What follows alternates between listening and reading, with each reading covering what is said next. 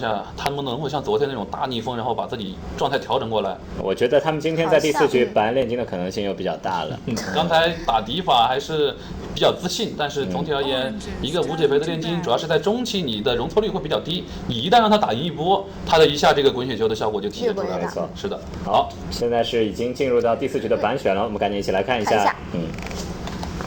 这边还是先办掉了小强，这是欧任局办掉了4叶刺客，然后作为后办后选的一方，老干爹呢是老老实实的把维萨吉给请入场。那么这样的话，维萨吉基本上是没有机会登场了。我觉得这么再玩一圈，维萨吉到了下一个循环的时候，就是大家都不太会用它，因为太久没有用，一直被关。对，因为我们知道小庸术的控制还是蛮考操作的。是的。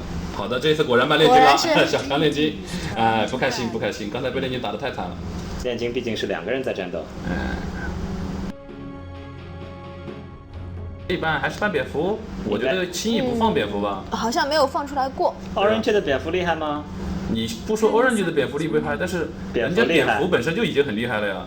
你要去冒这个险试试看吗？试试看啊，看看他的蝙蝠厉害不？试一波啊，我们有赛点啊。是这样吗？我不知道今天这赛点之后，老干爹那个绝招会放出来吗？是吗？我觉得绝招其实也要看情况的。老干爹那个绝招是针对噬魂鬼的。那就应该不会放小狗出来了。小狗其实前面经常有在放啊。管他没选，对，没选。干爹只会在自己的 C 位拿光的情况下才会用它。2个上一盘大哥都板掉了，这盘就没有超强发育。想了半天，我觉得蝙蝠可以放，敌法不能留，对吧？我没有炼金哥了。万一你又一手拿一个炼金，拿一个敌法，那我觉得Orange拿黑弦也不会拿蝙蝠。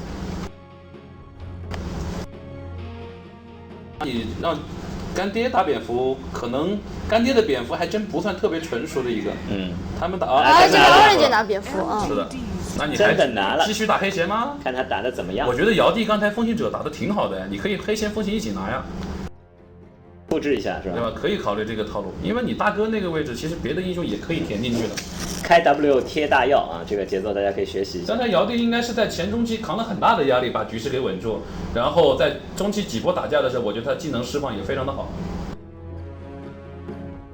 这2手思考时间比较长。对，你别说，还真是有一阵子没怎么看到尧帝风行者出来到处秀了。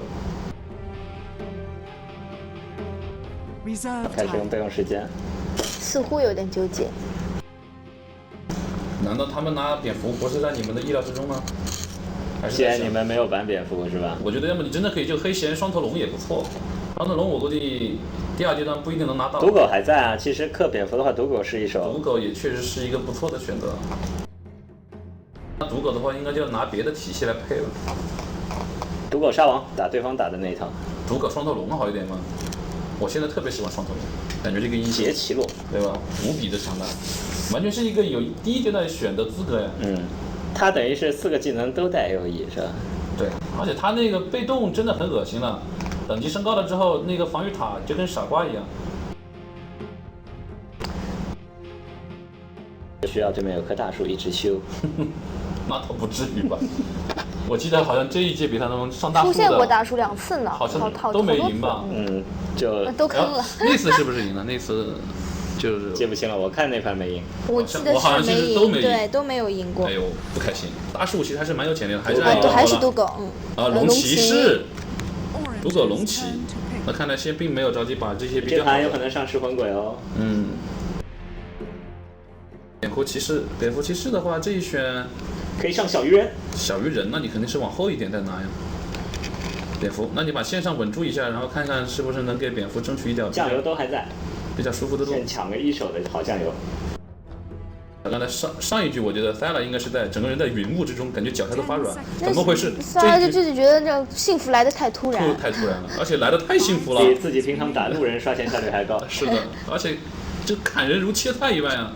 很多局我们看到刚才就是他第一时间没想打，队友控住了，然后他犹豫了2秒再上去打，还是砍死了。进入那个刷钱节奏之后，也有点整个人出不来了，刷的好开心啊！哇，这个钱你们别打架，等我再刷一会儿。左边有3个兵，右边有个被控住的英雄，我先刷那3个兵。对，我在刷那个英雄。我跳30块钱不能断。对，刷上瘾了，直接是。希望他不要沉浸在幸福之中。怎么会想这么久呢？蝙蝠哥，在拿谁？可能觉得这一手，我觉得拿大哥的话不是很着急啊。憋一憋，这一局往后走可以考虑打幽鬼，但是橘子好像也不他们不爱打，适合幽鬼对他们也这个节奏。不太适合这个节奏。你像 DK 其实就蝙蝠加幽鬼这个体系打的蛮多的。那是 DK 的节奏。叉 B 一吼 ，Burning 一冲。好啦，小兵跳到换哎抢风行者了。这手拿的比较好。拿风行者确实不错。我的风行比较溜，你的风行也挺溜，我用你别用。好，看看这一半是要怎么走。这一半可以适当的扮一些比较讨厌的大哥了，我觉得。哎，你也可以办。我觉得可以把黑鸟扮巴比克。Oranges turn to ban. 拌酱油，这是怎么想？然后好像在说着些什么。我一直在纠结的就是他烈士路不想碰到一个无法发育的局面。那有的时候没有办法，烈士路就是这么惨呀。这个由不了你啊，就是你命由天不由你。你命由未知。来自论坛1915楼说 ，Sela 今天晚上真的是亮爆了，餐巾纸不是白折的。用一个餐巾纸涨1000块钱。哎，好，这个时候是 Orange 把幽鬼搬掉了，觉得会比较的麻烦。这边也是存在着拿双核的可能性。那你这样说，人家还可以拿蚂蚁呢，对吧？蚂蚁龙骑算是一个标配了。小狗龙骑也可以。小狗龙骑，这个时候干爹说不定想放你拿小狗，然后黑鸟还是搬掉了，放你拿小狗，然后我拿电魂，对吧？满足大车神的要求。这也是满足小巴赛前练习的要求。是。黑暗贤者还是搬掉了。小巴赛前练的就是电魂和圣堂刺客的对线。他们可能担心突然牧师想不开把圣堂又拿出来，因为这毕竟是他的一个保留项目。他突然发个飙，你还是要有办法跟他打一打。接着拿谁呢？要不真的可以考虑拿打蚂蚁。双头，抢双头吧，别犹豫啊！双头，梦马你要拿不在，果然双头不在这一手拿。杰奇洛到手，双头真的很厉害。现在主要是双头跟暗影恶魔这个配合有点小无解，他那个 D 加 T 你几乎连 BKB 都开不出来，非常的烦。要是 Orange 这一手，我觉得不是特别好判断怎么拿个 C 位应该是比较正常的。对的。有打先知吗？会拿小狗吗？有可能拿小狗，但是我觉得拿小狗很可能就是上套了。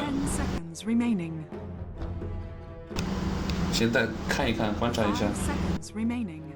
这个时候拿个 C 位应该还是，或者是拿个尾和位，他们可以考虑拿一下蚂蚁吧。要么就拿沙王了，你就把自己降一位填满，对吧？1、2、3楼就把自己的3个这个偏打架的英雄拿出来。要不要 SK 一下？德鲁伊，熊德。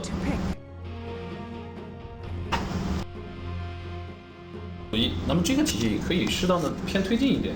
蝙蝠其实只要跳刀出的早，其实对于威胁对方守塔还是很有效果的。拉回来德鲁伊的小熊拍，只要出一个缠绕就死了。而且他这有风行者，风行者其实很喜欢这种就是远距离的战斗，各种甩技能，反正有蝙蝠拉回来，我风行者往前走一步，捆你2个人。有蝙蝠骑士去带头冲锋，有熊德在吸引注意力，我就在旁边反正偷偷摸摸丢各种东西，把3个技能丢一轮。哎，他们主动拿小狗了，自己拿小狗。小狗加龙骑，小狗加龙骑。那我们橘子队会打电魂吗？还是说会考虑坚持自己的体系？我觉得这个在拿电魂是安 T 用的吗？上次电魂应该是谁用的？我想一想，好像是 Orange 拿来打安 T 的。对，就牧师的电魂嘛，我有点想起来了。所以他们是可以用的。10 seconds remaining。但是现在钢3好像不是很好分落，因为他们这个风行者很可能是拿给牧师的。电魂中单打龙骑。你肯定要去找小狗钢3呀，不然你拿电魂的一个线上不打他就没意义。对啊，你线上一定要压他的，而且你线上很好压他的，小狗特别烦。随你怎么抽他的攻击力，他反正就是一句话跪下。跪下来唱征服。这小狗唱征服要跑调了。这个嘴太大了，腮帮子都没有。好，还是要拿 SK。因为 Turn to ban. 这几个英雄都是他们用的非常熟练的角色。最后一选不知道会不会拿电魂，我觉得他应该就是主力风行了，我感觉。应该是没有电魂的空间了吧？要拿的话分人可能会稍微有点吃紧。我还有的风行 Neta 的沙王，然后又是走回老路了 KYXY 的熊德，小巴皱起了眉头。给 X 打蝙蝠吗？ 10 seconds remaining. Orange 最后一手班，他这手班其实已经没有特别好的针对性了。3个发条猛犸都是发条猛犸帕克先知， LGDs 老干爹不太用先知的吧？先知这个班我觉得不是很有营养。老干爹本身在烈士路的话，基本上瑶也不会去用蚂蚁三盒， Oranges turn to pick. 这是不是有点凶了？三大哥，真的是三大哥，而且这个蚂蚁我估计它会是一个偏前中期打架的蚂蚁，然后后面再慢慢补。因为即便是这种就是平民状的蚂蚁，比如说假腿、灵龛、天界，它切后排能力还是不弱。应该是看中了他在烈士路混的能力。你是不是担心对敌人来强行找你钢三呀？我们再看一看， 10 seconds. 最后一选到底拿谁 ？Orange 这一选其实还是有点犹豫。 5 seconds remaining. 还有17秒的额外时间，最后的补时。 Reserve time. 一选我也觉得不是很好判断拿什么。 10 seconds remaining. 直接拿个闪电头， Seconds remaining. 好像也不太对。老路那看来还是一个比较中规中矩的拿法，就配出来SK 老路，然后风行者有先手有后手蝙，蝠骑士再加上熊德，那这个风行者应该是给牧师用的吧？前期打团感觉还是 Orange 这边阵容要凶一点。他们技能甩出来还是非常的夸张，但是特别害怕 BKB， 然后特别在意熊德的这个发育的情况。而且对面龙骑和蚂蚁都是会去出 BKB 的英雄，然后这个小狗是天生带 BKB，他甚至都可以看情况，对吧？实在过分一点，我就是磨免加 BKB。而且他有一手毒狗的话，如果毒狗的站位不要出现大的问题，那么基本上保护队友被这个蝙蝠拉的人还是能够第一时间给保护到。除非他自己站位靠前，第一手被拉。但是有龙骑和小狗这两个大哥在前面可以顶的情况下，他应该不需要这样的站位。是的，小狗就钻在龙骑的尾巴上。老干爹的这个风格还是变来变去比较迥异啊。上一盘是选择了一个偏前期的这样一个阵容，然后这盘是直接选了一个三合的这样一个发育阵容。不过他这个三合这3个人都是可以打架的。龙骑打架能力比较强，一般都还是可以出来很早就参战，而且参战能力颇为不弱。好，那这样让我们一起进入到老干爹 CN 和这个 Orange 的第4局的比赛。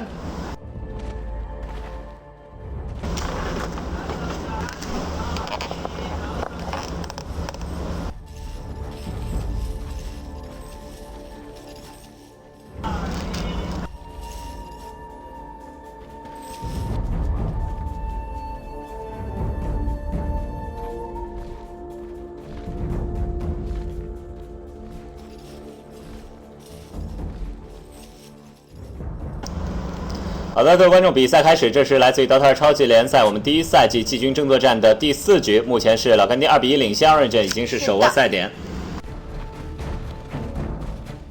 看一下犯人情况。先等一下哦，还有一句话没有说呢。对，必须说的。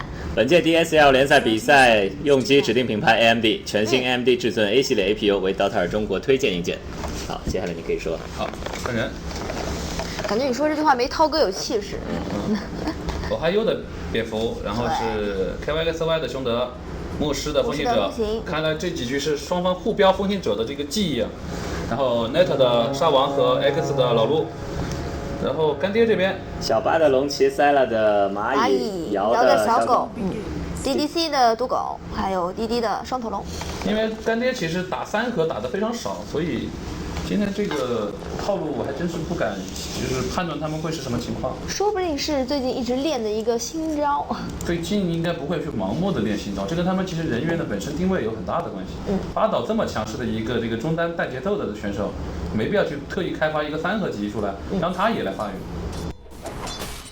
而且龙骑这个点位之前一直是我记得瑶帝打的比较多吧。好，现在是蚂蚁上路混烈士路对对方3人，中路是龙骑对德鲁伊，下路的话则是3人压制蝙蝠。针眼已经提前插上了。好，7月6号的总决赛。将会在上海鲁班路780号的风云电竞馆园世博综艺大厅举行，欢迎广大观众前往现场观战。哎，我是属什么熊宝宝的熊不见了。蚂蚁现在这个状况其实还是压力挺大的，针眼已经很早就布下，稍微不注意被牵扯到的话，应该就直躺。打蚂蚁带针眼，职业队都知道。啊，这个走位好凶啊！这直接就扑上去要动手了吗？我们看小熊一直是有意识的拿在旁边来放哨，这个小细节还是非常的关键。哎，应该是小熊看到对手了，好放哨，对吧？他右边已经是直接撞到了对面过来有所 gank 的人。这你还要强上吗？没有这个必要吧？队友稍微提示一下，他肯定就会有所防备。这样的话，你这种机会想得逞是非常困难的。反过来有反蹲，你蹲我也蹲，大家一起蹲，变成蝙蝠 solo 小狗了，4层嘞。这小狗不幸福嘞。哎，这个龙骑感觉不妙了，这个一个不好说吧，应该是把他逼走，然后浪费他一定的时间。让蝙蝠可以起得来。刚才其实我觉得小狗被拖到4层的话，可以试着后台一下。有这蚂蚁，蚂蚁日子也不好过。那是，风行者本身对线就不是很需要。龙骑士居然被他控到了个恢复，没有白走一趟，对吧？因祸得福。是的，可以跟你凶一套，回复完再凶一套，再嗑瓶子再凶一套。其实蚂蚁对线一个很关键的，如果对面有针眼的话，他的对线能力就特别不好发挥。他的优势在于没事缩地过去普攻耗血，然后利用连击打这个优势占便宜。有针眼你缩地过去被捆树上打一套回不来了。是的，有连击的有针眼的话，不管什么技能都会让你很头疼，哪怕是你路过的时候他 A 你2下，你都很不开心。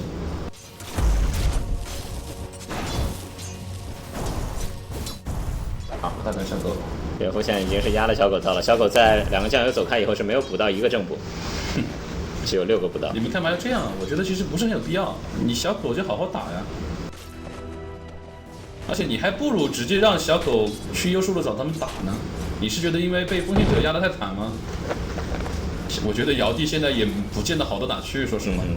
大家自觉把尧帝放成一个困难状态。尧帝表示你反正天天就是让我列输入单，我打个小狗也是列输单，你们这个游戏还让不让人玩了？还真是很少有见到小狗去列单扛压力的。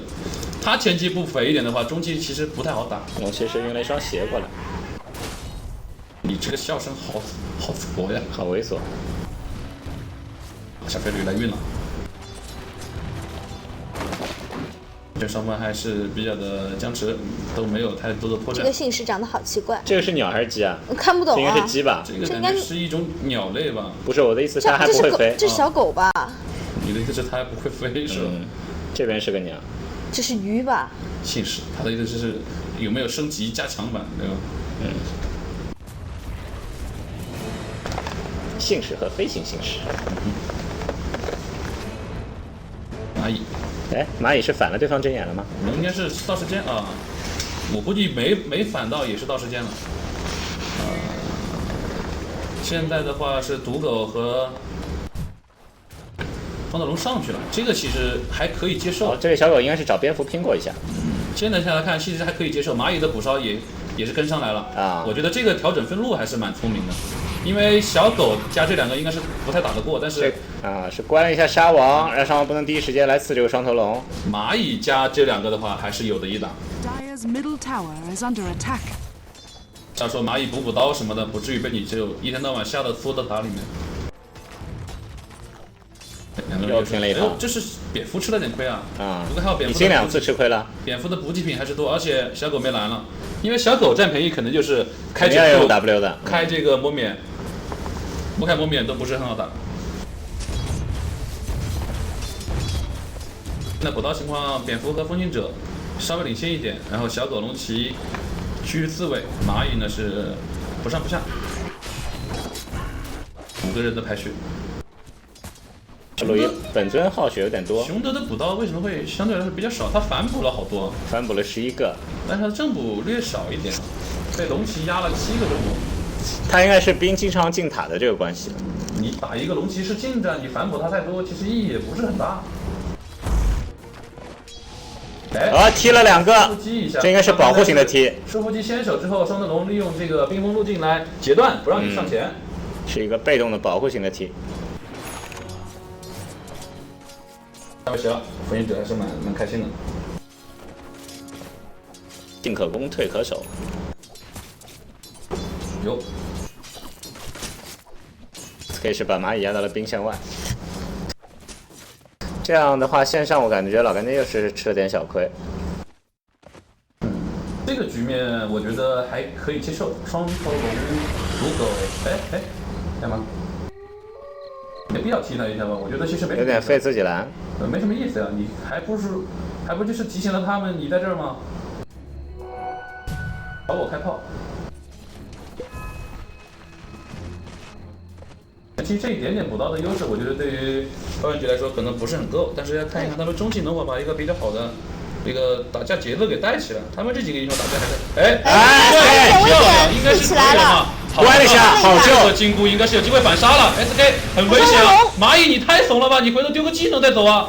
蚂蚁现在你这样反而有点尴尬了。这样的话，哎呦，被反噬了，这一血被拿了。应该是先拼到上，因为他第一时间其实不龙骑过来了，开大，好的漂亮，接一个 TTS， 被捆树上，接不上技能。为什么要省技能呀？舍得用吗？这是，差一下没死啊！他是没蓝不够吗？双头龙刚才好像有点，不是那个龙骑好像有点。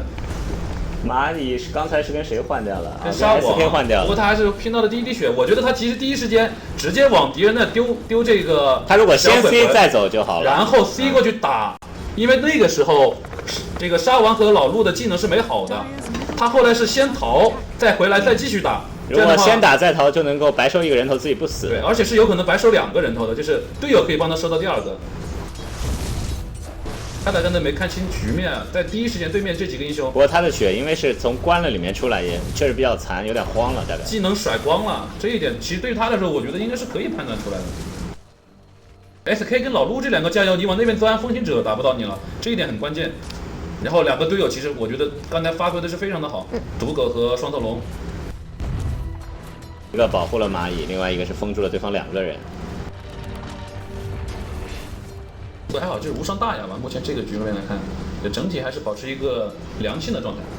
小狗突然补刀就赶上来了，微妙。看一看中期，特别是塔前这个战斗的这一波 ，SK 又是钻到了一个阴暗的位置，就是我们说蹲坑狂魔啊 Neta， 研究各种树林中间的凹道，哪里能藏一个人？见不到，躲哪里？是的。我这哪里见得到还躲哪里，对吧？一定要够贱。你看知道了，毒狗哥不在，完了，接了一个 T， 一个 R， 对吧？你看，就是哪里见得到就躲哪里。酱油之间的一个智商碾压，智商碾压，真的是很阴险的一个位置。坤坤，我们好像他上了一次演员集锦，但是刚才一个可以上一下 Top 5，特别脏。就像打篮球里面顶防的时候，经常什么肘子撑一撑啊，拉一拉裤脚啊 ，Net 就是干这个活的。对吧？偷偷的踩你的鞋带。哎呦，蝙蝠哥，这个应该是节奏来了。拉到了毒火，没救了，蚂蚁别去了呀。受不了啊！我们看，其实沙王还是蛮鸡贼的，他应该是在想有没有机会把蚂蚁一并带走。所以他的刺没有出手。对，因为蝙蝠那个拉，基本上这个人是稳死了。走吧，这一塔，你要么就拼着反补一下，要么就赶紧叫人来，要么就走了，别犹豫啊！哎，这边是队友开的塔防，漂亮，几秒，这一波应该要打成一个小场面的节奏嘛。哎，小狗来了，找沙王，好的，这个埋地很成功啊！真远，小沙王还是要死。哎，别捞了，你还留他干嘛呀？风行者自己都有一定的危险啊！漂亮，找老陆踢了一下，找老陆应该是好节奏。蝙蝠又开了一个烧，蝙蝠这样。蝙蝠这边要单杀双头龙，队友还有人再来吗？双头龙危险啦！飞不对了。好，但是那边小狗杀了一个，那边小狗杀了一个，很尴尬。其实现在两边都很危险，小狗正在走。这蝙蝠应该能不能回头堵他一下？狗哥，捡个队友吗？哎呦，这个一会儿亮了。不过沙王也来了，蚂蚁看看有没有机会。SK 没有想到他能钻一下呀，这一下完蛋了。这个地方应该是没节奏了。老干那一波反打成功，没睁眼了，但是可以用缩地。这个不好跑。再喷篝火啊，没有蓝。跑不掉，关键是肯定是跑不掉。还是有时间的。跟他的交流，这一波真是打得防范。他就跟奈特说别蹲了，赶紧爽快死，爽快活。来回交流。别再对。SK 表示我别再浪费时间了。我有求生，我有蓝，我有的刺，对吧？你别骗我好不好？哦。哎呦，有点骗自己了。哎，一下有了。你干嘛？他是为的是不让他队友拿到助攻钱。是这样吗？这次苟延残喘了大概10几秒钟的这一波在上路你来我往打了半天，最后双方人头5比5握手言和。德鲁伊是补了几刀 free farm。这段时间应该是德鲁伊发育的很开心。你看他现在打钱是排到第一了。天辉这边一下还是打出了一个不小的经济局面，3000。他主要是第一时间还是人来的有点少，可以放这个塔的。你要么就早点都来，就利用塔还在的时候跟他们拼了。结果最后打成了一个非常缠绵的这个局面，拖太久时间，因为你是人都来了，对面其实是有一个人在安心发育的，而且是一个比较关键的角色，熊德。这个老陆头上的角有点帅啊！这边已经蝙蝠都跳刀了，蝙蝠这个跳刀还出的蛮舒服的。头上是个稀有之角。我感觉这个蝙蝠其实在闭着眼睛。弟老干爹的这个辅助还是比较爱出这些零开呀，推棒啊，然后出现团队恢复中，也是双人开路 SK， 看能不能找到好的机会。他现在不仅是自己蹲，还要带着队友一起蹲坑。他蹲，对吧？还行吧，现在也没什么事做。刀特尔超级联赛第一蹲 ，Orange Net。Net 说：“我这里有个好位子，你们跟我一起蹲。”我们数据统计应该加一个蹲人成功率，然后他拿个金牌。他蹲人成功率其实一般，但是他蹲人的毅力是非常的执行力是非常的坚决。一定要蹲，不蹲不舒服自己。等级不拉开3级以上我不走。墨迹 Net 对不对？小电锤。我有时候经常觉得他这个是开了一个回城。有点像那图片，但是他没有一道光从天而降，他是从地而起。刚才也是蝙蝠带着跳刀，哎，有想法了，要拉谁？应该是不太敢，他因为摸不透敌人的位置，如果旁边有个小布狗什么的，他会很尴尬。求了一下稳，拿塔算了。对，这个地方就是拿塔为主，他墙上反而容易出事。要反过来打了，蝙蝠其实你这个好像暴露了，跳走，还行。哎呦，知道你的位置了，这个有点太尴尬了。蝙蝠哥卖萌失败呀！哈哟，他在里面没有跟队友一起走，不知道为什么。就自己留在这儿，然后他是绕到右边的树林，那是一个无效走位，因为你当时就算去跳拉一个，你的火也已经没了。而且他队友已经走了，就破塔之后，大家应该是心领神会，就开溜呗。他莫名其妙在这里晃了半天，然后还觉得自己有把跳刀可以卖萌。他想超越 Net 的蹲坑的地位。对不起，你没有掌握他的精髓，对吧？你溜呗。他莫名其妙在这里晃了半天，然后还觉得自己有把跳刀可以卖萌。他想超越 Net 的蹲坑的地位。对不起，你没有掌握他的精髓，对吧？你看 Net 蹲是蹲，但是很少把自己给蹲掉。对他大不了是牺牲一张 TP 和2分钟时间。这边里面还钻了一个纱网，你看 Net 现在蹲在里面，非常隐藏的非常的深，对吧？你看这就是专业蹲坑哥，有没有？打起来了，蹲坑哥超后排。超后排没机会了，太远了，打的位置太远了，跟不上了。又立一功，他还在那没动过。奈特哥好淡定啊！奈特哥表示你们生死存亡跟我没有关系。你被小兵看到了，另一边打起来，蝙蝠过来帮忙。好，小龙骑蹲坑成功了，小狗过来有机会吗？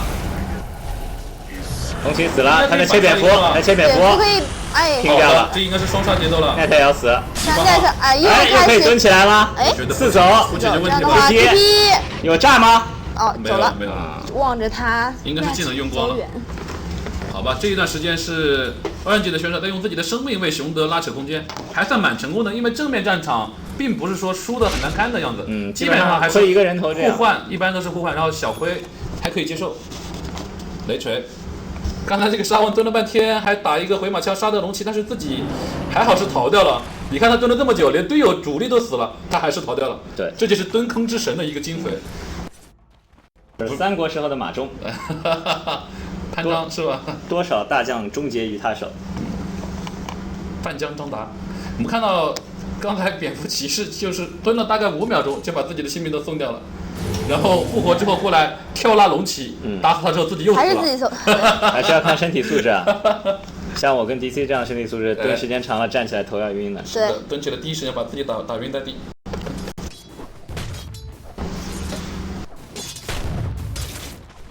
这样的话，目前人头比6比8，虽然领先一点，但是团队经济应该不会有特别大的改变。刚才那一波虽然破了个塔，对吧？就应该这个曲线主要是塔过来的。2000块。对，只有2000的差距。啊，三人的开悟。经济只有3000的差距。看一下这波，我应该是可以找个机会。中路人好多啊，干爹这边突然又是3、4个人扎堆了。应该是打蝙蝠就是这个策略，就不给你落单抓的机会。是，上次我记得 IG 那一次越风那一盘，就是对手已经懵了，被他无限各种抓的游戏都不会玩了。只要我抱团抱得紧，哎，蝙蝠就很尴尬。有，这个小熊宝宝旁边钻过去4个人，他一无所知，一无所知，真的是一无所知。他和他的小伙伴。他的小伙伴想要梦游仙境，应该说他是肉熊的小伙伴呀。哎，遭遇了吗？这边要遭遇了，看一下这里是谁？德鲁伊的好机会，这个机会看一下伤害可能有点不够嘛。蝙蝠骑士在哪？其他人秒掉了，进不到，隔着一个地形都只能看着，这个好伤啊！只能擦肩而过，咫尺天涯，晕住了，攻击者也要死。那这一波是莫名其妙在敌人的野区死了2个主力，而且都是大哥，1号3号位啊，1号2号位应该是。刚才5个队友的空间距离估计是就是600码左右，但是新的距离感觉已经超过6000码了。Net 又在这里，你蹲自己塔后面干嘛呀？让你以为我只有1个人，其实我是2个人，这样你进来破塔的时候被我吓走了。熊德这个时间被杀一次真是不可视，一塔也要被破。蚂蚁一个双倍。杰西洛抢到了这个防御塔，滴滴笑而不语。滴滴说：“我普攻哦，没有 S 哦，你有双倍没抢到，你还能怨我？”是的。他没有 S， 他走了一步。我走位啊，我感觉小兵要打我，对吧？这一波其实输的还真是蛮伤的，2个大哥，然后没有任何的收益。应该说，刚才那波是这盘拉开局面的第一次。而且没有什么意义啊！你们这个太冒险了，进别人野区，你视野又不是很开阔的这种局面。关键是熊德和队友们脱节了，他的小伙伴走在前面，他自己是走在后面，是从河道下面想往左上。大伙伴们都在另一边高地上面。是的，看着他被人一点点的杀掉，因为我第一时间感觉他杀熊德杀的有点慢，但是他的队友实在是真的就是干着急，在旁边瞪着双眼看着他一步一步。然后熊德没有小伙伴，他自己没有控制能力，他只有走。又是一个5人抱团，你们这也抱得太紧密了吧？打野都一块的。我觉得蝙蝠其实看着你们这个走法，要不要洗澡也一块啊？真的就是要吓得从这个蝙蝠上掉下来，没有这样玩的。龙德103刀，这边又来了，又是一个想冲野区的节奏。看，但是总经济现在是小狗要多。瑶这盘总算是出了头了，在狂蹲这个熊德还是想引诱他们来抓他吗？看干爹应该不会这么憨厚吧？这种战线法感觉就是纯卖自己了。就是两边都是一条线的经济，但是别人可以刷一下野。右边好像是要遭遇了，我们看一看这边老干爹的这个布阵是什么情况。小狗在这里蹲着，哎，这个龙骑啊，都是的，两个大哥在前面，可以打的。哎呀，漂亮的磨免，小狗这里找谁先秒杀王？好的，漂亮，这一波应该是一个追杀的节奏了。看德鲁伊怎么跑，RNG 兵败如山倒啊！第4名正在向你招手，好的，又是双刀轮一个 T， 收复骑兵住了，漂亮，小狗要死了，不行了，这个追击还好，蚂蚁大招回满血了，龙骑有危险，这样危险啊！深追之后有没有人救他一下？完了，给我个0卡！拍出了，哎，收复机又是2个，这次大量，兵败如山倒变成反推了，真你敢信啊！龙骑士买活，小狗买活，还要打。这边 SK 大招买活过来之后，想要杀熊德，杀不掉，好的效果还 A 一下，被缠了。哎呦，双次反刺，这个节奏简直是逆天了！这一波要打死6个了龙骑，蚂蚁也在赶过来，还要反追，先杀王算了吧，一定要追死熊德吗？我觉得你们这样追下去，好，杀王被，暗影恶魔被击杀了，我还以为是杀王被杀的，原来是杀王还活着，他拼掉了暗影恶魔，你真是不敢信。你们别这样，还在绕，往他又有蓝了，哎呦，好血，把他带走啊！要是杀王绕出来把小狗反杀了，我觉得这一局这一局 top one 就输在这儿了，真的是输在这儿了。刚才是双方都在拼买活，然后这一波是买回来拼回来好多，确实有1塔很关键啊！刚才 SK 第一时间被几波秒杀之后，买活赶过来，又跟队友一起打出了一波漂亮的反攻。牧师麦克格雷迪，小狗觉得太急了，他跟队友怎么会脱节这么远？你就一个香味鞋跑得这么快？刚才是秒熊形态的德鲁伊秒的有点伤，有点伤，秒他确实还是有点难。前一次是因为河道分隔，所以是没有人救他。这次的话，2个束缚机都非常漂亮，还是要想办法找这个牧师，但是风行者确实太难杀了。熊德吼一声，这个熊叫真是有点威力。哎，又来说夫妻想做点什么？夫妻是跟风行者2个人还是想得很美丽啊。牧师捆真的是神捆啊！刚才几波团战当中，他的捆都非常稳定，一般就是2个起，对吧？有的时候还把旁边那个小朋友吓了一下，就变3个了。火没了。刚才应该是有4个人买活吧，还是不止？反正感觉是大批的人买活。可以看一眼。1、2、3、4，果然是4个人买活。SK 买活，龙骑买活，蚂蚁买活，小狗买活，对面3个大哥都买活了，这一点很关键，一下就把这个经济给打颓了。德鲁伊现在顺利荣登榜首，风行位列第2。好，风行和小狗交换，咬得很紧。哎，这一波又是一次开悟，杀王一马当先，应该是有机会的。德鲁伊想卖一下，这个时候德鲁伊都不用卖了，直接是野去撞他们呀。哎呦悬呐，小狗！哎呦，小狗！第一目标应该是小狗。小狗这位置悬呐，也不行，快拉了，应该是不好搞。拉了，这样魔免没有第一时间开，这个应该是直接死了。踢呀，这边没有用啊，保不了大哥啊。哎，没死。来关一下，好的，追到蚂蚁身上逃了。龙的 T 是极好的阻碍了对面的输出，我感觉好像少了一个人的输出环节啊。我总觉得是不是有谁的技能没丢出来，还是怎样？差一点没打掉。反正是。按血量，因为他之前没开魔免，没开臂章，应该是可以打死的。双头龙踢住的是最靠近的2个人。双头龙起到了刚才风行在 Orange 这边的作用，救了大哥。这种远程群控效果的技能确实是非常的好用，包括像旱地者的这个 F 也是类似的效果。好，双头龙也做出梅肯了。哎呦，正面要撞上了，这也是龙骑，晕一下吗？这是个真的啊！晕一下，赶快跑！哟，勾引他杀你啊！这个就不好追了吧？你这样追要出事的啊！来追！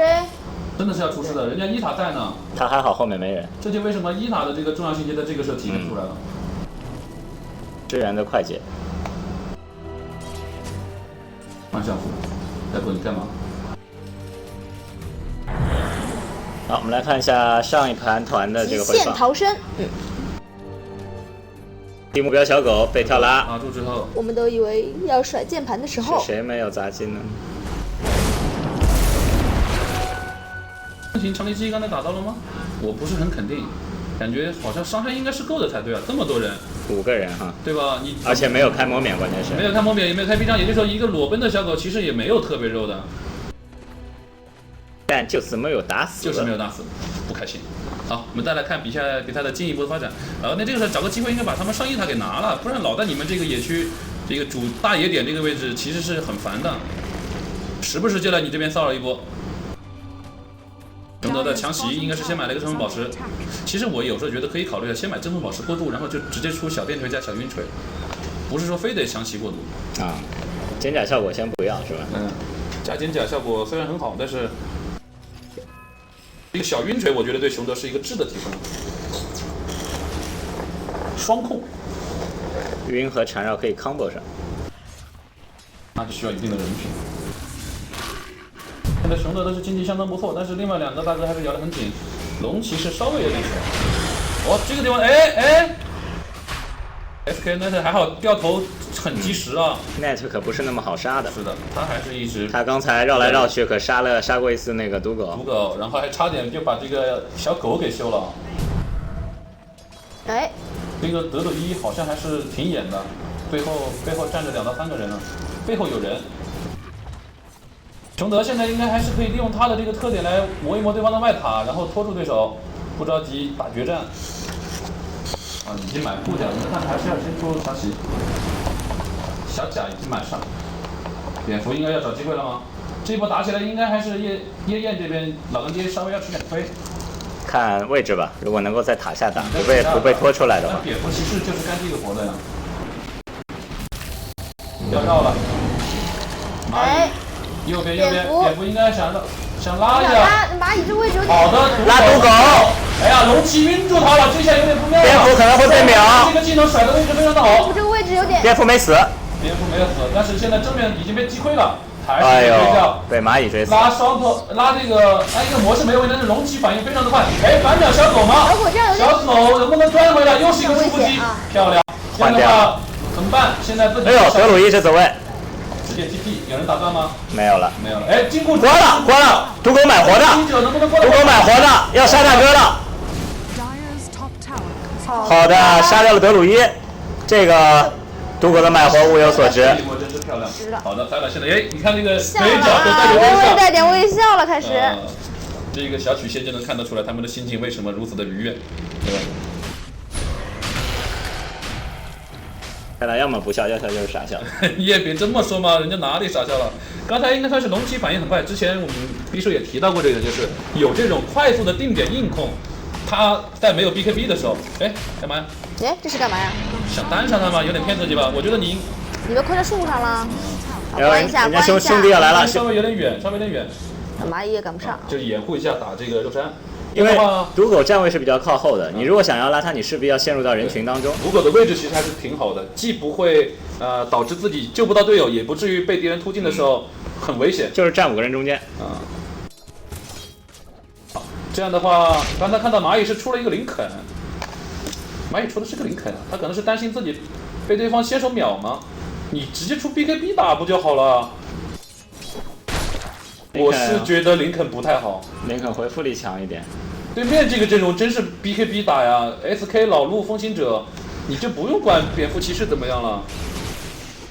而且你用 BKB 去挡他那个大招几秒也可以接受的，你总要有人去吃这个大招吧？你一天到晚指望蝙蝠跳过来拉个幻象，那也不现实呀。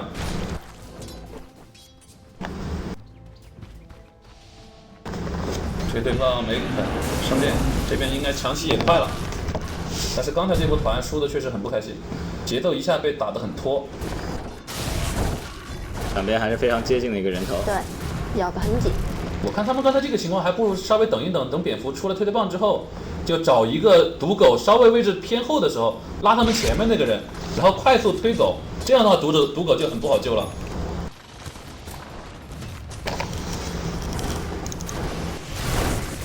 赌狗的话，自己现在是只有一个勋章，指望他出什么下一件装备有点难。其实之前我在想，刚才暴雪这边应该要考虑一下，把双头龙这种英雄给办了。他们好几次蝙蝠跳上去之后，队友想跟进，双头龙的那个技能非常的讨厌。好，沙王终于摸到跳，有跳刀了，还算是很不容易的憋了出来。攻上1塔，这波应该是想打，而且是要打 SK 跳刀第一波这个出其不意的效果。可以推啊，开了个塔防。SK 是想直接摇大吗？他绕的这个位置还是很刁钻，应该是可以试试看。滚到龙骑。龙骑不是不很好，但是龙骑在后面。左边刚才露头了，是不是会被看到？蚂蚁塞勒应该是有所察觉，想往里面钻。好的，这个位置又开始蹲了。钻不进去。蚂蚁钻了2、3下都没钻进去，这你不就卖萌了？要4大，3个，要秒赌狗，2个，这个效果太强势了。另一侧看一看，赌狗还活着，双头龙碰一下，正面龙骑很凶残，肉熊你干嘛？你一个人冲到人堆里了。哎呀，还好推回来又晕住。我觉得 KYXY 的这个走位太激进了，还好老陆的技能没跟上。小狗没血了，死了。小狗再开始吸，能不能钻一下？这个互换我觉得老干爹可以走，没问题，是赚的。走了，别贪心啊。这边有机会吗？够不着了。这一波这样是2个酱油互换，然后这座塔是破掉，跳掉。而且沙王第一波是没有打出这个很好的效果。刚才他那个先手我觉得已经打得很漂亮了，但是队友不好接，接的有点慢，太远了，他2段位移。刚才塞勒其实有点察觉到他好像在里面，2次钻树林钻了半天。但 net 蹲的位置其实凡人能进得来的，没钻到，结果反而是被他找了一个很刁钻的角度，直接是多次加大招大多人，这个确实非常的厉害。所以说 net 有些玩家觉得他好像有点水，但是有的时候他真的是打出这种效果来，你很头疼的。连买2个物。刚才双头龙是直接抽身，因为他第一波被这个沙王打残了，就跟赌狗一起在后面杀 SK。兄弟应该是已经强袭了吧？好的，强袭出来之后，龙骑的 BKB 也出来了。这个阵容，刚才他不要那样去追，就是冲到敌人的这个都已经不是腹部了，是后面了，是后面了。狗是有盾的，怪不得刚才那波打的那么凶，对吧？其实狗没有盾也没有关系啊，它大不了就死一下嘛。小狗是可以死的，在这个阵容中。哎，先是又是小熊，卡了一下位，不知道有没有察觉到？闪回去了，似乎好像闪回去，应该会察觉到吧？他如果一直在看着的话，应该是察觉到。龙直接定风行，四面包抄，节奏。好的，那看来是没有察觉到，察觉到肯定会提醒队友也去有人开雾。炸一下，龙骑第二个晕应该马上就有了。老骆被晕，走，蝙蝠赶紧走，不用想多了。那这样的话，2塔应该是不保，这一波开雾还是取得了很好的成效。2G 这下有点尴尬了，局势已经开始大幅度的向干爹这边倾斜。是。上面那一波1塔遭遇战，他们其实已经很想就打点花样出来，但是最后没有得逞。SK 跳到最强势的一波没有打好。SK 这边好像有想法，你看他这个走位。算了吧，我觉得算了吧。没有想法啊，这位置被发现了。刺回来。我以为他抢了呢，吓我一跳。可以走了，我觉得这个时候上高地还是有点早。小狗晕锤了。对，天天线什么的。你看这一局，其实 SK 跟蝙蝠这2个强行打团的先手都没有特别好的发挥出来。老干爹在应对这种局面下还是非常的老道，说明他们打团的这个能力很强。怎么样遏制对方的先手很有一套。他们抱团抱得很紧，而且不给对手破绽。风行者又在被羊刀了。这一局我觉得以你风行者这个英雄本身的定位，想掌控局势还是有点难。蚂蚁林肯之后补了恶魔刀锋，他可能要叠叔叔。我觉得林肯金箍棒应该没有 BKB 金箍棒效果好，对面这个小控还是蛮多的。林肯其实很烦，有的时候经常会有一个技能关键性的效果丢失，但是 BKB 是很稳，就保证你那几秒肯定能够打出一个特殊的效果来。这边蚂蚁因为不在，说不定正面打起来的话是要吃点小亏的。看一看这边位置，龙骑再往这边靠，蝙蝠有想法，蝙蝠上。可以拉谁？拉的龙骑，双头龙能不能救一下？龙骑有没有开出 BKB？禁锢到了这个双头龙，非常的好。现在欧哈优的蝙蝠有点危险，龙骑 BKB 开启，这一波团反秒熊德，团灭节奏了。刚才这个地方拉龙骑还不如拉双头龙呢。好的，又是一个冰封精致，那这样的话应该是就数人头了，看看会死几个吧。对，可能收割几个吧。我觉得 Orange 都是在蝙蝠先手的目标上，他们想要秒大哥，但是每次自己的输出都是跟不上。有双头龙，有暗影恶魔，这2个人救大哥的能力非常的强。其实双头龙的效果跟我们之前谈到这个牛头的效果有点相似，就关键时刻突然一个 F 一个 T， 你一下输出就跟不上了。杀龙骑，杀掉就是优势，杀不掉就崩盘。杀龙骑其实说实话有点骗自己了，他好肉的啊！你看一下龙骑的现在这个状态，对吧？龙骑现在是23点甲，然后是1800的血，有 BKB。你这个杀他，本身又不是一个爆发特别强的阵容。这样的话，不保。对，应该是这一路都不行，2个大哥还有5秒，这一路可能有点危险，还是不打了。这一路应该有点危险，就是强打这一路的话，可能要有机会有概率出事。你再刷一刷是对你更有利的局势呀。我们是3合，对，对面现在有点慌了，因为他们好几波都打成这样，真的是有点不会打了。应该是金箍棒要出了吧？我看蚂蚁现在消费完了。这个鸟里面有东西啊？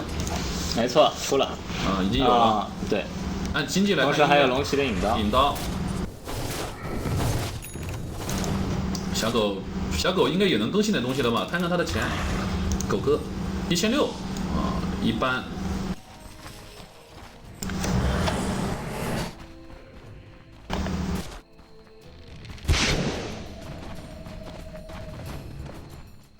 13比21的人头34分钟。说实话，这个阵容我觉得小狗也可以出 BKB， 已经往人家脸上走。他们所有人除了德鲁伊以外，全都很怕 BKB 的，就想拍谁拍谁。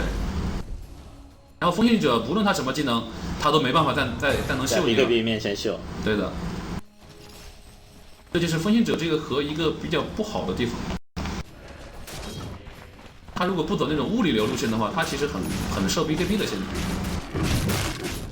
但是现在比赛当中其实很少看到那种雷锤金箍棒的那种打法。DPS 流风行者，熊德前期经济一直领先的情况下，感觉并没有围绕熊德打出什么样的效果来。是蚂蚁反超，已经反超了。因为熊德这个英雄他其实有一个很重要的属性是推进，而在这个方面，我一直觉得 Orange 打推进的这个能力或者是这个节奏感是比较差的。如何保持自己对于对方这个防御塔的一个压迫，反复的牵制对手，这一点真的是中国队伍比较的熟练。羊刀似乎是快了，现在 Orange 已经是很难找到这个翻盘的这个机会了。SK 又找本来野外打还能打得赢，但是现在野外打已经打不过了。SK 又找到了一个奇怪的位置。63，对手正面打肯定还是有点怕啊。不过还好，就是如果对面打盾的话，说不定会是机会。哎，这个眼位当着眼开的，哎，马上就把他雾给破了，这一下有点尴尬，瞬间破雾。坑王，这个坑是他还是一个隐身符呢，这个坑好深啊，这个坑真的有机会了。我们看一下能不能后排找到一个角度，直接刺他多个后排水平。队友没想打，队友散了。毒狗加双德龙一起刺到的话，感觉就有点尴尬了。啊，打盾不好吧？那这一波看起来是有一个胜负手的意思了。如果 Orange 输掉这一波的话，SK 是全都看在眼里，应该是直接可以大跳进去了，别犹豫了。哎，有点慢了吧？还犹豫这？为什么呀？是因为队友应该是散开了，觉得不打，觉得这边打没有把握，对，要放盾。因为这一手墩哥又蹲了1分钟，墩哥于是乎默默的走了。这一手真的是胜负手，如果你强打没打过的话，你就可以 GG 了。对，还是谨慎为好。双子龙这是在，我觉得谨慎是被磨死的节奏。对啊，你这样是慢性死亡呀。刚才其实可以拼一下，我觉得可以拼一下。SK 刚才那个位置其实蛮刁钻的，他应该是能够大加穿刺，能够打到对方3个人左右。而且之前 Net 和这个风行的配合也正是这2个人的组合，欧哈尤和 Net。他怎么还蹲在那儿？双德龙出的是那个啥玩意来的？我一下就忘了。分针面纱吗？分针面纱吗？还真是出这个东西啊！我仔细看了一下，你们这边法伤又不是很高，你还不如出个极品，是不是好一点啊？我帮3位大哥可以，只能帮到1位大哥。你加光环呀，对吧？加点攻击力也行啊。那不如出笛子呢？你出笛子也可以吧？你分针面纱，然后蚂蚁小狗加的龙骑，是吧？那其实还是有蛮多输出的嘛。有，肯定还是有一点啊。除了小狗都有魔法输出。还在里面 ，Net 哥，你够了没有啊？你这是欺负人家没有天空视野啊！挂机要举报的。难怪要办兽王，你知道吗？不能留兽王，兽王早就把他给打死了。我有点受不了。好有耐心的一个男人。是的。对，我直接把他鼠标键盘拔了。好寂寞的一个男人，人家现在要推你2塔了，你这个后排还是寂寞的蹲在那里。你这后排切得太远了呀！他表示我淡定的蹲在那里。你哪有离人家后排5000码的地方蹲着的？你不要。他是不敢出来，他怕死，他没有 TP 啊，他有 TP 早就可以走了。你早就去搞队友抱团完了，你干嘛？好啊，直接被逼上高地了。好，收下路一波线。漂亮，一个还在上路在线，一个在下路在线，但是上路中路这边高地已经在被打了，你没有塔呀，好难呀，好难呀。是挺难的，就感觉就是因为 Net 的蹲来了，就是因为 Net 的蹲。那也不至于是因为他的蹲了，就是哎，你直接杀龙骑，疯了吧？为什么？感性直接勾过来。这边另一边则在杀小毒狗。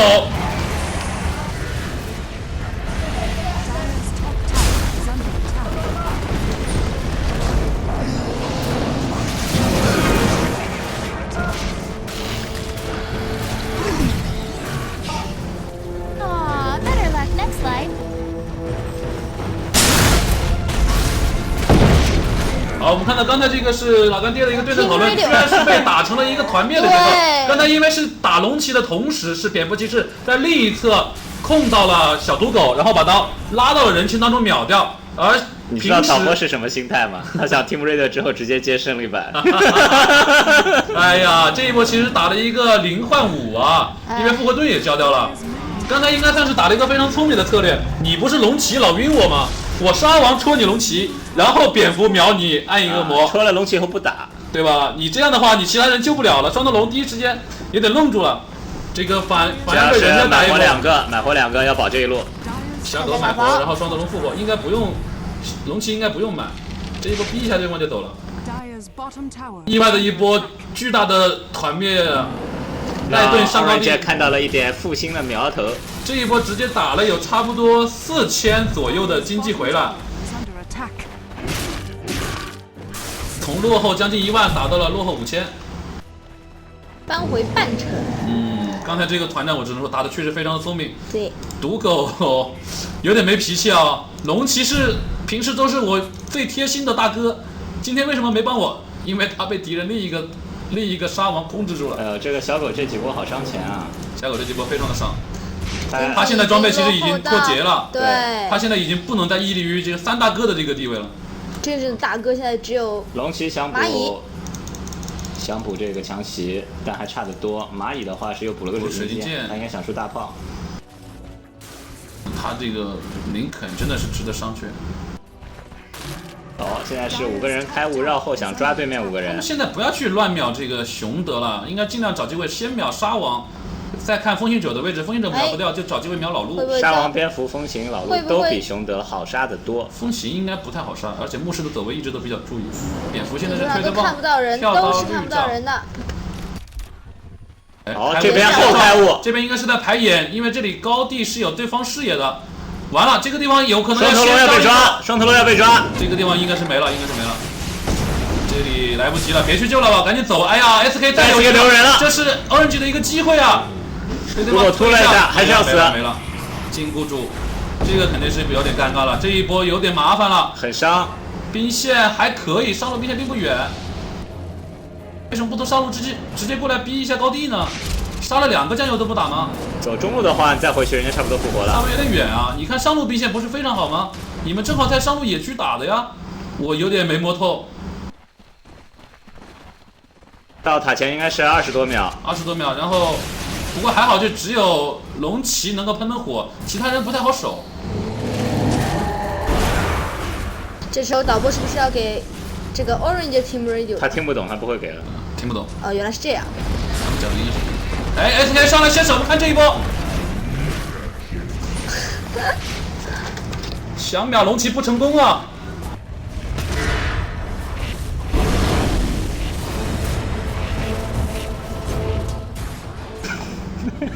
！3，这一波强伤还是不太清楚。SK 上去之后，队友第一方面是没有跟上，另一方面是蚂蚁在他旁边拼命的输出 SK。我怎么总觉得导播有种无形的 buff 在增加？每次给谁 Team Radio 好像对啊。这一波都还好了，应该 Origin 不是很伤，就是也没打下来。对，因为你要么直接从上路这一波直接带过去的话，他们酱油复活的时间比较长，你能多占点便宜。但你现在的话强打，然后队友又没跟得很紧凑，还是要注意一下。SK 不能太出击。金钱已经要追平了。是的，从之前的1万一度已经刷到了将近是持平的状态。老干爹本来可以用10分钟解决问题，这样可能要用多一局来解决问题了。对，现在还不好说。这个阵容来看的话，老干爹这边还是有机会，就是不要再犯刚才这些错误。主要那波团太致命了，上高地，而且是已经攻破防御塔的高地。赌狗的站位其实并不糟，但是蝙蝠骑士决心很大。现在应该是蝙蝠骑士要找机会秒蚂蚁了，不然蚂蚁的输出太高了。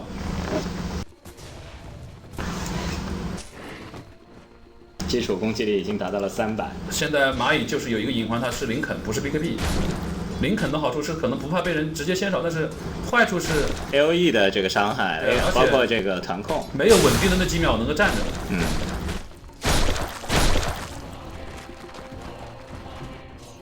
这个死亡的声音还是非常的带感。现在老干爹应该是节奏有点乱，看能不能重新调整一下，找机会对对方拼一波。熊德的装备更新的好像比我想象中要慢一些啊。是3000块钱在身上没有有一笔现金，然后自己出了个祭品。祭品倒是蛮早就有了，但是墩哥在下路带线有点深啊，墩哥有跳的还好。他现在他很少被人抓，他这个蹲点流的打法是一个非常讲究生存和意识。尾巴一翘一翘。如果他们能够拿到，无处不可蹲，拿到冠军的话，整个队的塑像应该是其他4个人站着，他蹲着。是的，他蹲在大哥的阴影里。你看到一个一个眼神的那个闪光。人家说怎么只有4个队员啊？这个队还有一个蹲着呢。还有一个蹲着呢。SK 继续把兵线往这边带一带，牵制一下对手。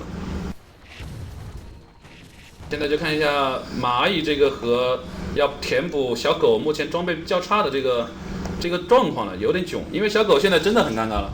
他应该现在调整自己定位，就是尽量配合一下自己的这个大哥蚂蚁，就是你来流水，然后蚂蚁跟你一起杀谁，会好一点。他现在直接突对方后排，我估计能威胁的人是非常有限的。征哥还想更新什么装备啊？他3800啊，身上出个 BKB 啊，我觉得多好啊！ BKB 差不多也可以出得起了。他出个 BKB 真的非常好，他就有机会大量的来秀了。而且我其实推荐他这种打法，可以在舟山还有29秒，40分钟之后把这个沙尘暴点满呀。先过来拆一点。哦，推了一下龙骑，晕住了吗？跳走了，还是反应比较快。两边都是反应很快，龙骑白开了个大。不过还好，龙骑的大属于一个常态，也不至于有影响。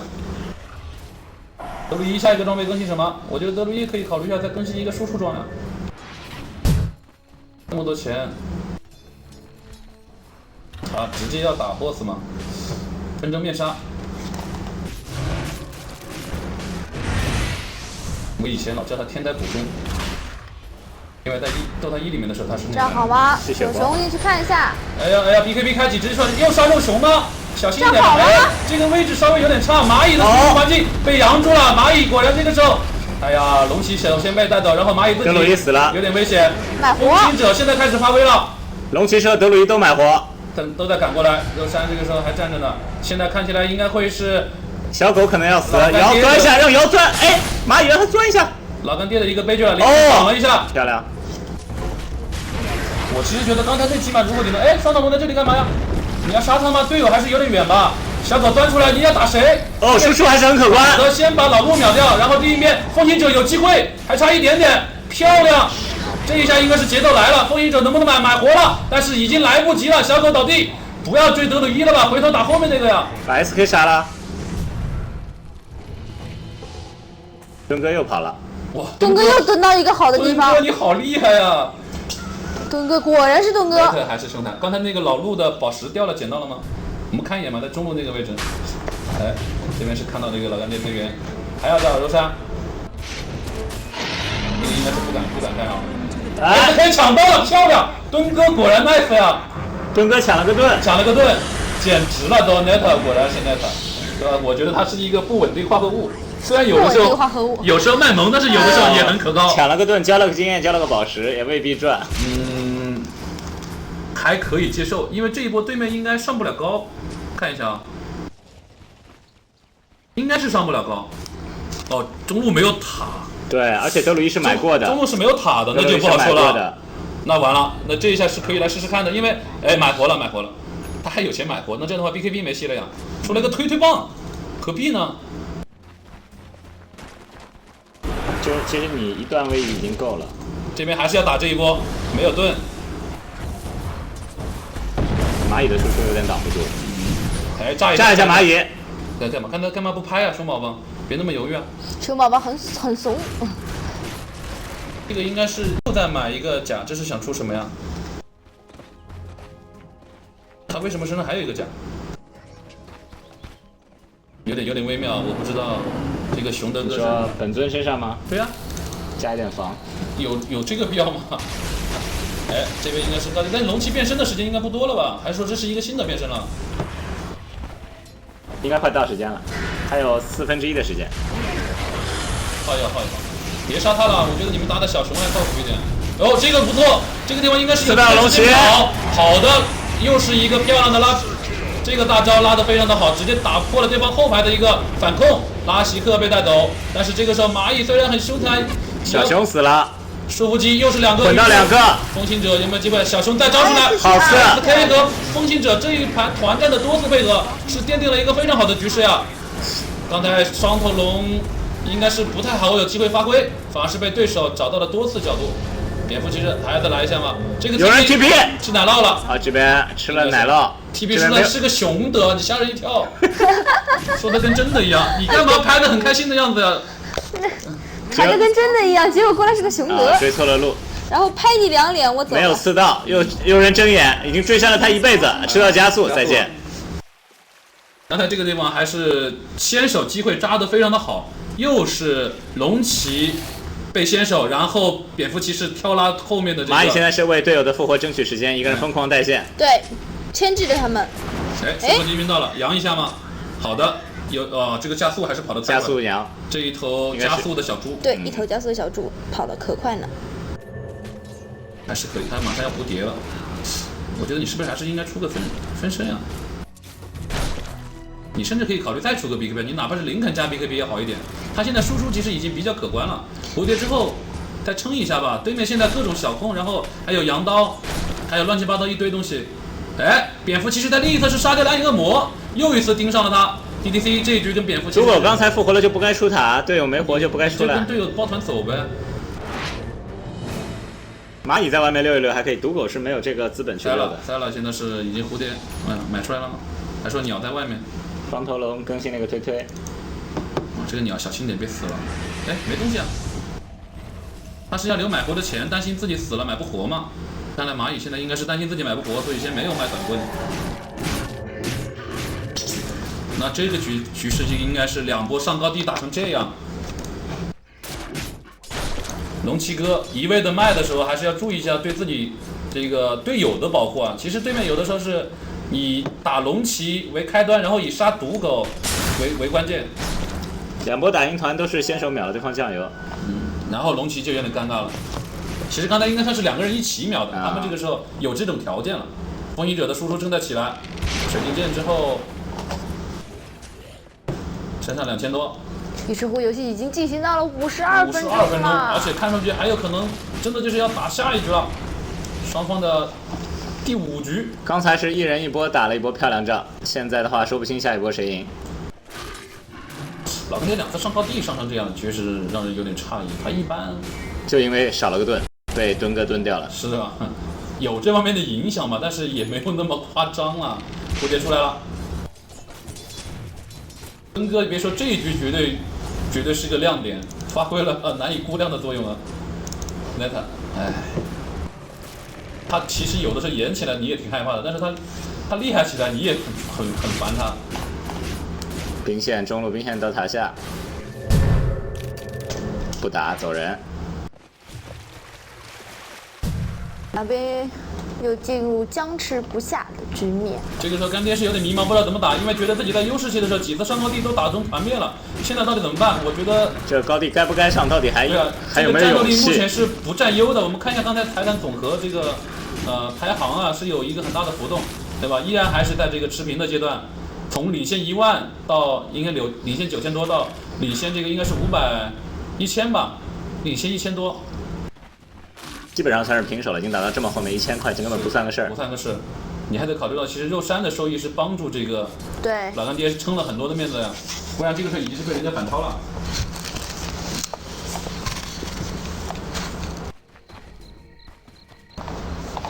好，看一下两边酱油的这个装备。金箍棒出来了，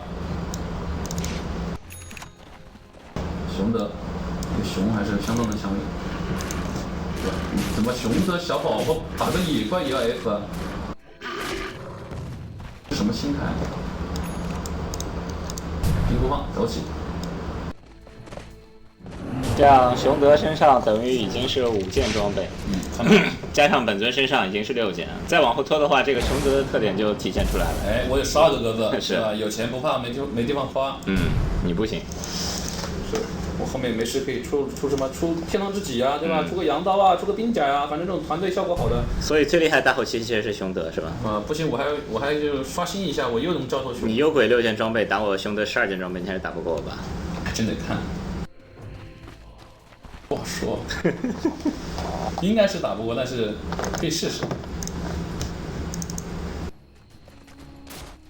这一只虫丢在地上，真是奢侈。蝙蝠。不这几波团都还是打得蛮巧的，因为他找的位置就是切入的时候选得非常的猥琐。但是怎么说呢？对于这个 Orange 这边来说，对于他们打团的这个容错率要求非常高，非常的高，不能犯什么错误，一直能扛下来，跟他们团战一直打得非常好，精准操作。你只是正常发挥已经解决不了问题了。但现在局势好多了，大哥们已经把最困难的时期扛过去了。酱油已经承担他们应该承担的东西。是的 ，SK。其实我觉得 SK 在前中期可以以飘逸装为主，但是打到这种50多分钟的大后期了。还是以踏实一点，应该出点扛打装。现在因为对面其实是很关键的一点，少了羊刀，他没有羊，所以经常秒人的时候有点这个，就是控制力度不够。你指望这种局毒狗双刀龙出羊刀，我也觉得有点离谱啊。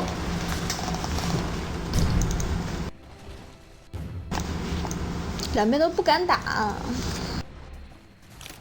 龙骑还是要想办法，尽量别被对方太轻松的线手，然后直接是配合队友秒掉沙网。把沙王秒掉之后，这局就会好打很多。然后直接带宝石各种跳刀推，他现在生存能力还是建立在一个比较灵活的基础之上。如果一旦被硬控住的话，很可能是直接一波秒杀。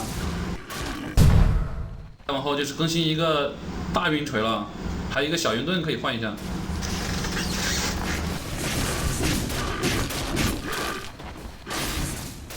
说实话，小云盾换什么？对吧？难道换个大炮？小狗补了个活力球，稍微撑肉一点。龙骑终于出了强袭了。是的，他装备明显更新晚了呀。我们看现在是龙骑14000的经济，大哥是28000，正好一半。假腿引刀强袭。哟，这蚂蚁这个位置会不会有点想法？应该是有想法的。哎，感觉到一丝缩带比较快，不祥的气息。哎，开雾出来，马上被破雾了，我觉得要。直接是定约风行，风行者应该是可以的，推对棒，推了一把，好推。SK 这个推对棒还出的很有效果。这边又来杀熊德了，又是。现在2个 BKB 没有了 ，SK 先大招刺一下，毒狗关一关，没有造成什么伤害。蚂蚁这个时候是不是赶紧开大，别被秒？蚂蚁在下面，差一点点，好的开出来了，这个打的很关键。蝙蝠骑士被秒杀，蚂蚁还在追 ，SK 刺起来，但是你自己怎么办？好的，这样的话 SK 肯定不行了。这一波就是先把 SK 打跑，然后。追杀德鲁伊，把德鲁伊赶出战场。对面的核心是敦哥，秒杀了这2个人，敦哥和蝙蝠骑士被带走。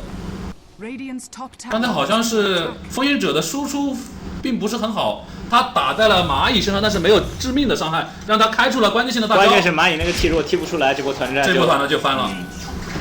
刚才应该是蚂蚁有一个很关键的，就是沙王把技能用掉了，然后老陆似乎是在打另一边，所以只有风行者在控他。好了，这波反打这边这2个人能买吗？看一下，好 ，SK 买了 ，SK 蝙蝠买不了，蝙蝠买不了。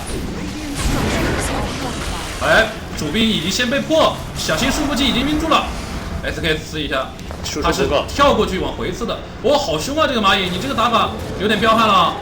你不是说了吧？变羊一下，小心找个角度束缚技束缚住。哎呀，这样的话。好的。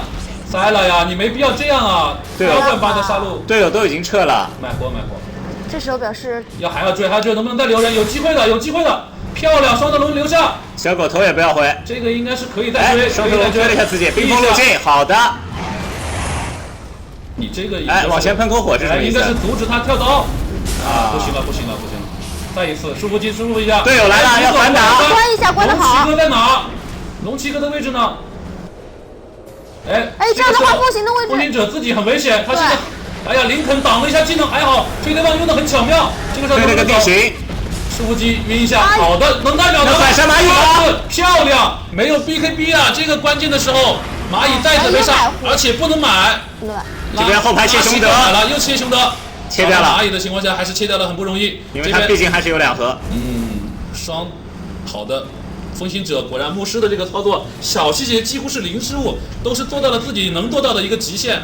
刚才这种情况下跨地形，然后反头再强杀蚂蚁，好激烈。刚才蚂蚁第一次死就是莫名其妙的冲到这个下路塔上方一点点，人家塞了仅剩了100年，就是被你怂恿的，涌了一把死了。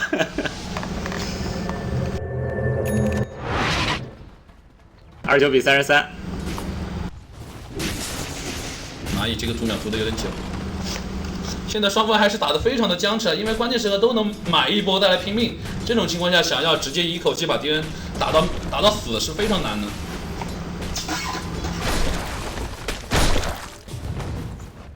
SK， 墩哥在打买火犬，是要把线推出去。他现在虽然灵活性很强，但是他现在生存能力太不够了，在这个层面上，基本上是轻松秒他。10点防御力，然后夺到2件血，这是第3代肉这个肉扇对方应该会来管啊，应该是不会让的。你这个打得很有危险啊！哎，直接秒风行者嘛，这边要看一看机会。小狗被养住，蝙蝠骑士怎么还在这个双头龙怎么还看在那边？蝙蝠骑士拉了，危险的这个。摇的小狗被直接秒杀了，后排似乎是被蝙蝠骑士打乱了，没有很好的整队过来呀。这个拖鞋拖得厉害，买活，但是毒狗已经死了。4打5还要来打吗？这一下太尴尬了，我觉得这一下搞不好就要输在这里了。空气隐身过来，又是束缚击一下，还好，这个地方没有捆出效果来，应该是把敌人逼走一下。还要打，小狗又来了，蚂蚁这边其实可以直接跟他们抢打，秒蝙蝠，哎呀，推棒，他们推棒其实很多的。哦，这个老陆的 T 放的相当的漂亮啊，这应该是团灭决斗了。哎呀，老干爹啊，完了，决胜局了。辛辛苦苦这么久，结果切不动这个熊，完全切不动啊！小狗现在装备根本不在同一档次啊。好的，团灭了，我觉得直接可以打出 GG 了。这个盾还拿吗？没必要了吧？不直接上高地了呀。那看来老干爹似乎还是不想放弃。那Orange先打破了这个肉扇再说。其实这个盾都可以不拿了，你直接扑过去上高地啊！他是分头了，几个人在推线。好吧，直接拿一下，拿了直接吃给你看。应该是从下路推。好吧，这一路可以直接破基地了，人家读秒1分钟，你怎么办呀？3个大哥都死了，最终还是被。我觉得后面几次团战老干爹打得好散啊。对他打得非常有问题，而且完全是让这个SK 风行者这2个小群控的英雄发挥出来。好的，那我们在此也是恭喜 Orange 扳回一城，打到3连。对。Bottom barracks are under attack. Dire's middle tower has fallen. 好的，这场比赛是今天晚上到目前为止最纠结的一局。那么在这局比赛里面，应该是反复了2到3次，来回打了 N 波之后，终于是在打了60分钟左右的时候结束了这场让人异常郁闷的战斗。因为老干爹在几次关键性的上高地的时候，出现了一些不太，或者说对方找到了一个制胜的方法，就同时打你2个点，让你头尾不能相顾。这在后面这一波肉山出的团战的时候也是如此。首先是小狗在前线被风行者强行控住，而他的后排英雄想救的时候呢，又被蝙蝠骑士找到了机会给扰乱，导致小狗是落单被击杀。这种情况下，应该对于老干爹来说，你出现了第1次还能接受，后面2次、3次都被人家打成这种团灭效果。老干爹打到后面团战还有一个问题，就是对方推棒比较多的情况下，他们第一手先手控的人是秒不掉，然后转头回来，他们第2个目标就好像自动转到德鲁伊身上，然后每次德鲁伊都杀不掉了。到后面德鲁伊其实都没有很经常的被打成残血，这种情况其实秒德鲁伊已经有点不太靠谱了，他的位置又不差。这样的话非常可惜的输掉了第4局比赛2比2平，这样决胜局的胜负真的很难说了。是的，打到这个份上，两边该用的招基本上都用了，然后对于对方的能力和实力也有了解。那么老干爹在前期领先过很长时间的情况下输掉一场比赛，我觉得对心态上还是会有点影响的。后面几波特别是围绕肉山的2波，应该是有点买活组队送的这个味道。是，整个这个阵型是乱的比较离谱。好，看一下这一局的这个 MVP 会是谁？应该是来自于 Orange 这方的某位队员。从数据上来看，应该会是给了墩哥，还是给了他。他虽然数据可能不是最完美的，但是他的表现全场绝对是非常的惊艳。墩哥 Neta， 他这一局确实发挥了一个毋庸置疑的价值。这张照片的发型也相当的犀利。好的，这样2比2平手，那对于